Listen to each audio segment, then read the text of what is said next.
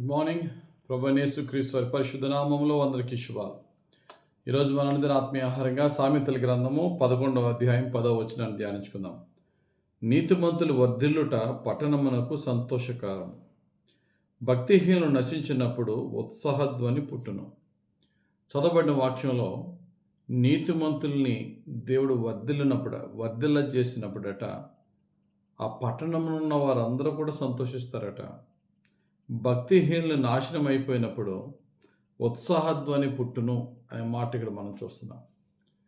నీ జీవితంలో, నా జీవితంలో వాక్యానికి లోబడి నీతిగా నడిచితే శ్రమలో, కష్టాలు, శోధనలు వస్తాయి, కానీ దేవుడు ఖచ్చితంగా మనల్ని విడవకుండా ఆశీర్వదిస్తాడు. దేవుడు మనల్ని ఆశీర్వదించినప్పుడు మనల్ని చూచి సంతోషించేవారు చాలామంది ఉంటారు. ఎందుకని?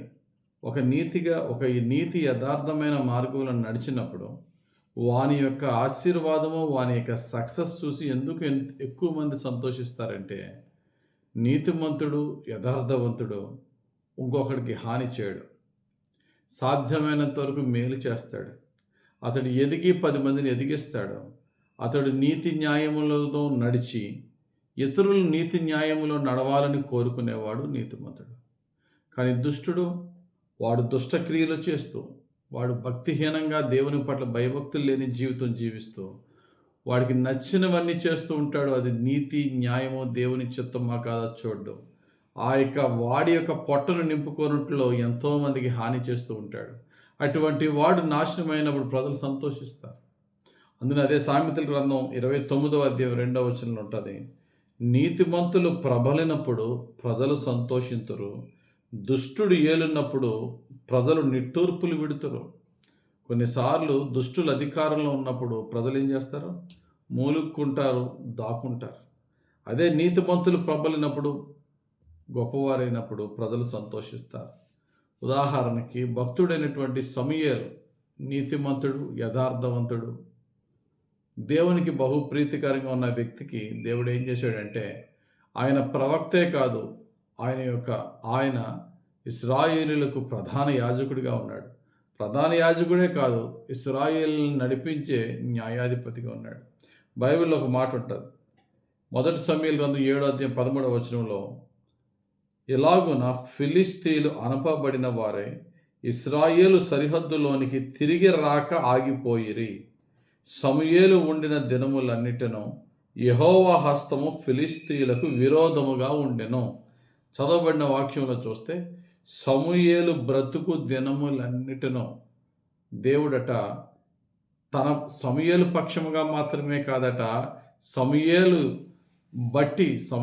బట్టి ఇశ్రాయేలు పక్షముగా ఉంటూ ఇశ్రాయేలు శత్రువులైనటువంటి ఫిలిష్తీయులకు వ్యతిరేకంగా యెహోవా హస్తం ఉండేననే వాక్యం ఇక్కడ మనం చూస్తున్నాం.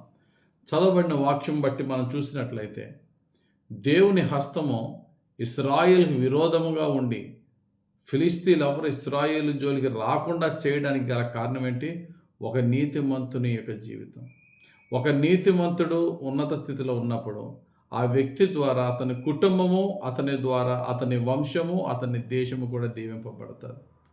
రాజైన యోషియా బ్రతుకు దినములన్నిటను ఇశ్రాయేలీలు అన్య దేవతల వైపు తిరక్క యథార్థంగా జీవించారని 2వ దినవృత్తాంతం 34-33లో ఉంటుంది. ఒక నీతిమంతుడిని దేవుడు హెచ్చించినప్పుడు తన క్రిందున్న వారిని అతడు ఏం చేస్తున్నాడు? నీతిమంతులుగాను యథార్థవంతులుగాను నడిపిస్తున్నాడు. అలా కాకుండా దుష్టుడు ఎప్పుడైతే అధికారానికి వస్తాడో ఆ ఒక్క దుష్టుడు వల్ల, ఆ ఒక్క భక్తిహీనుడు వల్ల దేశమంతా నాశనం అవుతుంది. అబీషాలోము చనిపోయిన వెంటనే దేశము సమాధానము కలిగిన ఉంటుంది. అబీషాలోము, దావీదు కుమారుడైన అబీషాలోము, వాడు భక్తిహీనుడు, దుష్టుడు. వాడిని యోవాబు చంపిన తర్వాత దేశము సమాధానంగా నిండి ఉన్నది. ఎప్పుడైతే దుష్టులు, భక్తిహీనులు నాశనం అవుతారో దేశము సమాధానంగా, సంతోషంగా ఉంటుంది. ఎప్పుడైతే యథార్థవంతులు, నీతిమంతులు హెచ్చింపబడతారో వారిని బట్టి దేశము ఆశీర్వదింపబడుతుంది, సమాధానంగా ఉంటుంది, సంతోషిస్తుంది. ఇప్పుడు నీవు నేను ఏ విధంగా ఉంటున్నామో ఒకసారి చెక్ చేసుకుందాం. నా ద్వారా దేవుని నామం మహిమపరచబడుతుందా? నా ద్వారా 10 మంది మంచి మార్గంలో నడుస్తున్నారా? నా ద్వారా నన్ను చూచు వారికి సాక్షార్థమైన జీవితం నేను చూపించగలుగుతున్నానా అని ఒకసారి చెక్ చేసుకున్నట్లయితే, దేవునికి ప్రీతికరంగా జీవించినప్పుడు, దేవుని దయలో మనుషుల దయలో మనం వర్ధిల్లినప్పుడు మనము దీవింపబడి అనేకులకు దీవెనగా ఉంటాం. అబ్రహాము యొక్క ఆశీర్వాదం అదే కదా, నేను నిన్ను దీవించి అనేకులకు నీవు దీవెనగా ఉంటావన్న వాక్య వాగ్దాన ప్రకారంగా దేవునికి ప్రీతికరంగా మనం బ్రతుకుతాం. వాక్యం చెప్పే నీతి యథార్థతలో జీవిద్దాం. సమూయేలు ఒక్కడు అలా జీవించటం ద్వారా ఇశ్రాయేలు దేశమంతటికి సమాధానం కలిగింది. ప్రజలందరూ దేవుని స్తుతించారు. నీవు నేను దేవునికి నమ్మకంగా కష్టమైన నష్టమైన యథార్థంగా జీవిస్తే కనీసం మన కుటుంబము సమాధానంతో ఉంటుంది. దేవుడు తన పరిశుద్ధ వాక్యం దీవించుగాక. ఆమేన్. ప్రార్థన చేసుకుందాం. పరిశుద్ధుడా, ప్రేమ కలిగిన తండ్రి, ఈ యొక్క పరిశుద్ధమైన సమయంలో నాయనా మేమందరము కలిసి నిన్ను సేవించుకోవటానికి మాకు అనుగ్రహించిన ఈ యొక్క సమయం బట్టి వందనాలు. నీ వాక్యానుసారమైన నీతి యథార్థతలలో మమ్మలను నడిపించింది.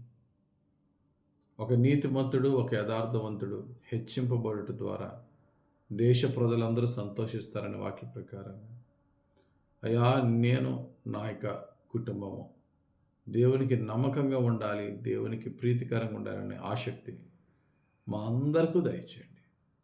కనీసం ఇంట్లో ఒక్క యథార్థవంతుడు ఒక్క నీతిమంతుడు ద్వారా ఇల్లంతా దీవింపబడుతుందనే వాక్య ప్రకారంగా మా ఇంటికి మేము మీ దృష్టికి యథార్థవంతులుగా జీవించి మేమే మా ఇంటికి గొప్ప సమాధానం తెచ్చేలాగున మమ్మను బట్టే మా ఇంటి మీదకి ఏ కీడు రాని విధంగా ఒక సమూయేలు వలె మమ్మను దీవించి ఆశీర్వదించమని యేసుక్రీస్తు ప్రభు యొక్క పరిశుద్ధ నామములో ప్రార్థించి వేడుకొంచున్నాం తండ్రి.